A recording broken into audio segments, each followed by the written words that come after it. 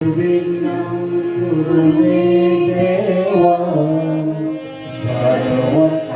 सर्वकार्येषु सर्वदा सर्वकार्येषु सर्वदा सर्वकार्येषु सर्वदा गुरुर्ब्रह्मा गुरुर्विष्णु गुरुर्देवो महेश्वरः गुरु साक्षात् परब्रह्म तस्मै श्री गुरवे नमः तस्मै श्री गुरवे